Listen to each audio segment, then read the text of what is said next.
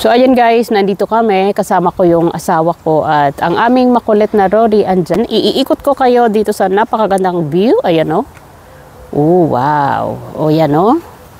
So para lang kami nasa probinsya ng Zamboanga o ng Mindanao. Kita nyo yan, ito yung pinakita ko sa aking mga shorts video. Dapat malamig na pero maganda pa rin ang aming panahon. Kaya thanks God. Sirang-sira yan dati pero ngayon inayos nila. So ganyan kaganda yung gobyerno dito. Wala kasing kurakot. Kaya pero guys, you know what?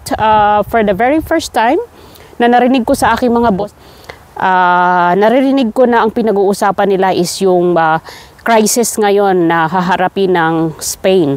In fact, nakasulat doon sa news na magkakaroon daw kami ng tawag dito, drought 7 times o 10 times worse than before. So, I'm not exactly, updated about that. Pero babasahin natin yan kasi bilang isang OFW o immigrant dito, dapat aware tayo sa mga current event na nangyayari kung saan tayo naroroon. So, katulad sa Pilipinas ngayon, we are suffering from that politics tribulation.